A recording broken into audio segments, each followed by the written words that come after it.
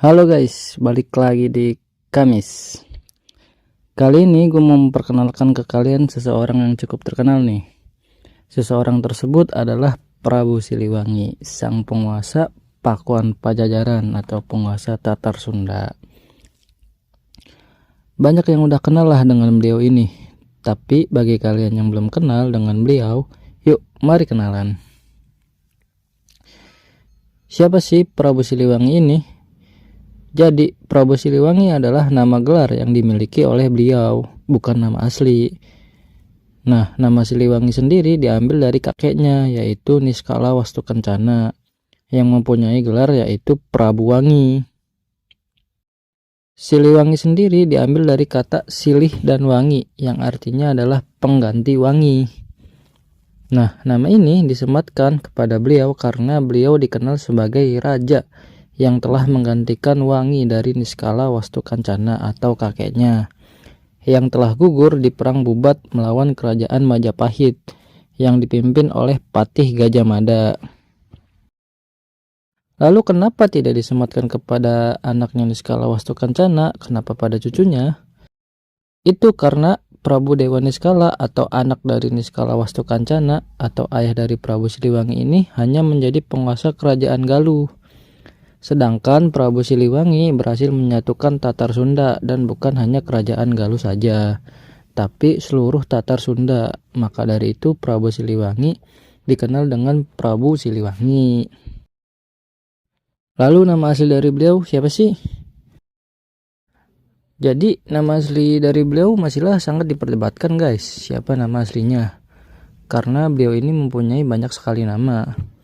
Nah, nama beliau ini antara lain yaitu Prabu Jayadewata, Sri Baduga Maharaja, Raden Pemanarasa, Kekembingan Raja Sunu, dan lainnya. Jadi beliau ini mempunyai banyak nama. Ya, tapi beliau lebih dikenal sebagai Prabu Siliwangi oleh masyarakat karena berhasil menjatuhkan Tatar Sunda. Beliau mempunyai beberapa pasangan atau istri. Nama pasangan atau istri beliau antara lain adalah Nyai Subang Larang, Nyai Ampetkasih, Nyai Kentring Manik Mayang Sunda, Ratu Istri Raja Mantri, dan Nyai Aci Putih. Nah, itulah nama pasangan atau istri dari beliau.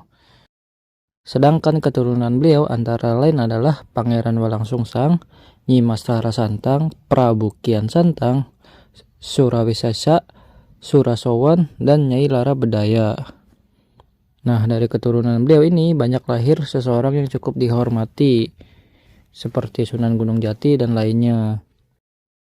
Nah, ada juga catatan nih guys, bahwa sebenarnya Nyi Roro Kidul, sang penguasa Ratu Selatan atau penguasa Laut Selatan, adalah keturunan dari sang Prabu Siliwangi ini, dari anaknya yang bernama Nyai Lara Bedaya. Namun kisah ini masih diragukan kebenarannya. Prabu Siliwangi berkuasa kurang lebih sekitar 40 tahun lamanya, yaitu sekitar tahun 1482 sampai 1512. Ada catatan kekuasaan beliau ini runtuh akibat serangan anaknya yaitu Raden Kian Santang, yang kemudian Pajajaran dan Prabu Siliwangi akhirnya menghilangkan diri atau moksa.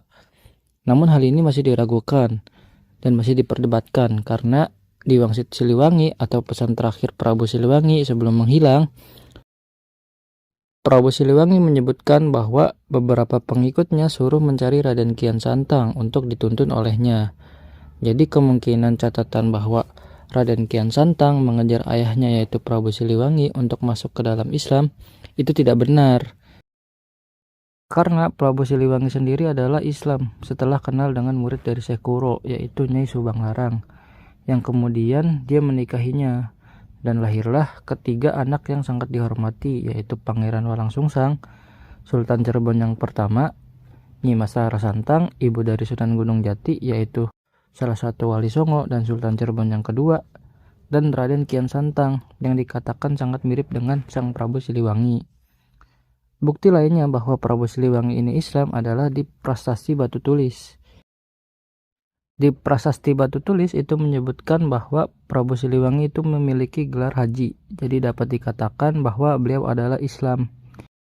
Karena gelar haji adalah gelar untuk orang yang pernah pergi ke tanah suci orang Islam, yaitu Ka'bah. untuk melaksanakan haji atau rukun Islam yang kelima. Jadi catatan bahwa Raden Kian Santang memaksa ayahnya yaitu Prabu Siliwangi untuk masuk Islam kemungkinan besar adalah sejarah yang salah atau sejarah yang keliru. Nah, sekian dah perkenalan dengan Prabu Siliwangi ini ya guys. Kalau kalian ada yang ingin ditanyakan tentang beliau, silakan bertanya di kolom komentar ya. Oke, terima kasih yang sudah menonton.